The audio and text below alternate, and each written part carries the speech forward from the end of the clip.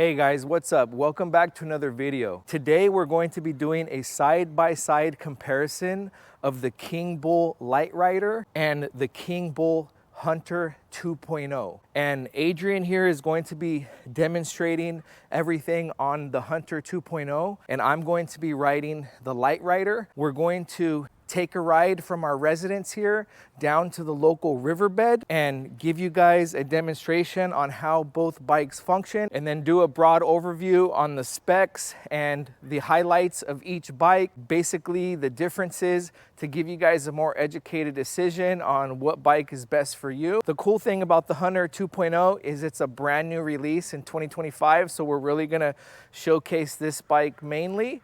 So let's get right into the video, guys. All right, guys, just to give you some information on what type of bikes you're looking at, this is a step through like town style bike for city riding. And this is more of a mountain bike style, fat tires. It has 26-inch wheels. This one has 20-inch wheels. This bike folds in half. This bike doesn't fold in half. So Adrian, go ahead and hit the switch here, toggle it to the side, and then clip that switch on. And that should power you on. And then once you start pedaling, after you get some motion, you could hit plus to bring it up to from 0 to 1 gear or 2 gears and so on, depending on how fast you want to go. So let's get started. So guys, we're going to head outside of the community here and ride about a mile down the street to the entrance of the riverbed. So we got some traffic to maneuver before we have a wide open stretch. These bikes have a 55-mile range, so we could ride pretty far before we need to return. But today we aren't really riding a mileage ride. We're riding more of a timed ride. So we'll probably travel about 30 minutes out and then turn back so we can travel about 30 minutes back. If we did go on a really long ride mileage-wise and we used all of our battery, these bikes are fairly easy to pedal. Like right now I'm pedaling it, there's no assist. It's pretty nice. So like I said, this is a new release, so we're gonna try and showcase this one. Go ahead and ride in front of me. I'll follow you, Adrian. So yeah, guys, e-bikes are really fun. If you don't have one yet or you're considering one, I strongly recommend getting into it. It's a lot different than riding a bike because you just have more flexibility. Basically, I opt to ride my e-bike more than I would a regular bike because I have more options. It goes further, easier. So it's just a easier choice to hop on this because I don't have to use any energy. I just get up and go. These bikes are super flexible. It's just such an easy option when you want to go on a ride. We're about halfway to the riverbed and I haven't even pedaled hardly at all. You could see Adrian's not pedaling. And we're going about 20 miles an hour. We're both in 5th gear. So we are on this bike path. And I'm gonna try and scoot by him real quick. Let's race. Come on, come on, come on.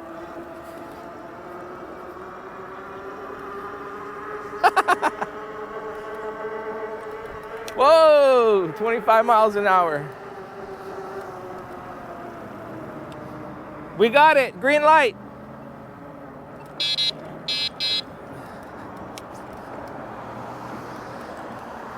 So I'll let Adrian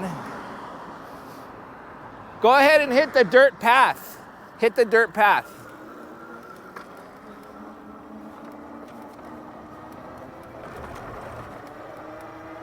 So Adrian's on the dirt path, as you can see. Whoa.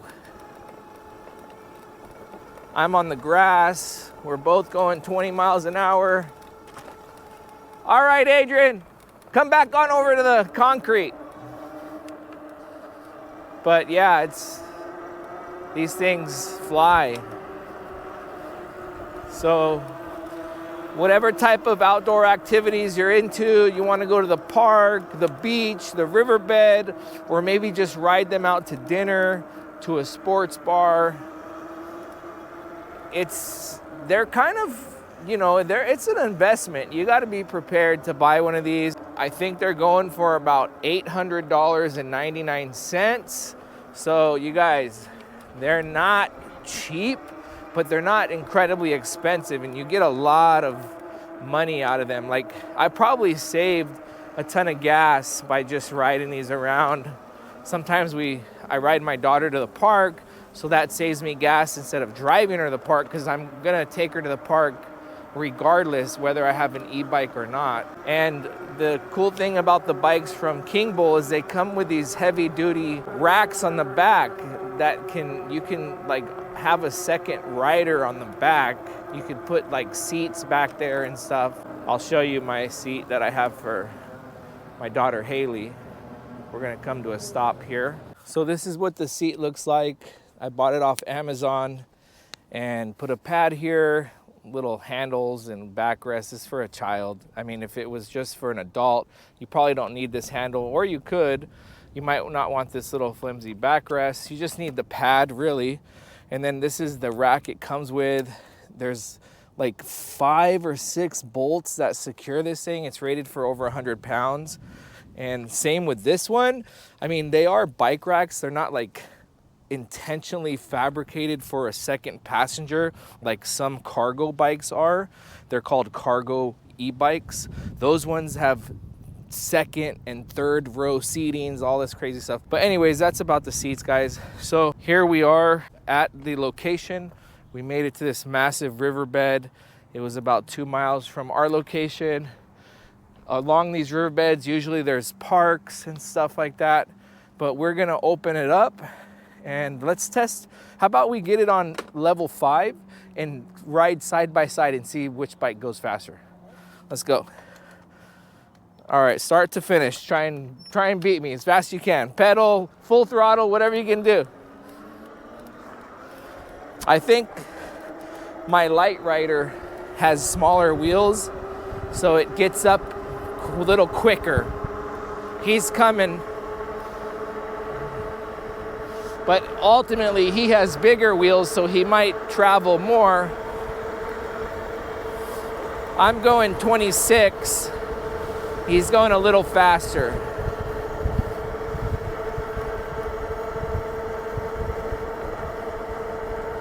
But I'm still right on his tail. Nice.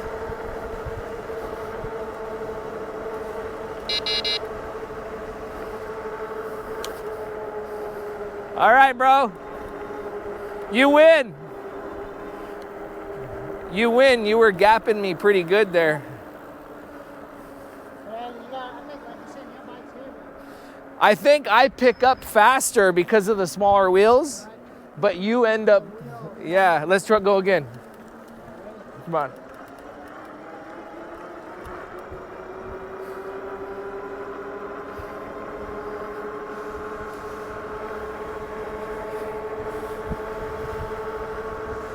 He's coming.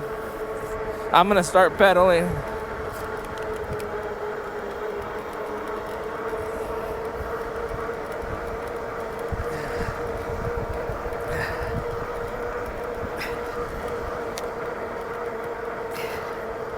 Nice. All right.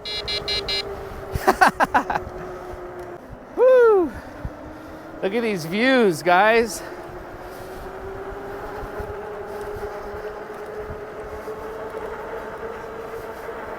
All right, guys, we're gonna ease these bikes down to the bottom. You just angle it. And then stay on the brake.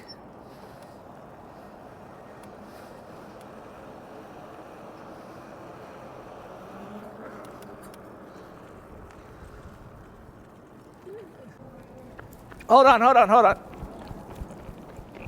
slipper.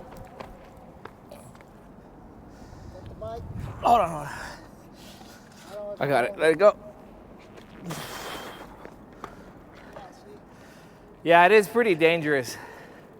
Like even me when I was going down, it was like the wrong thing would have fell over. No, that's why I don't have that.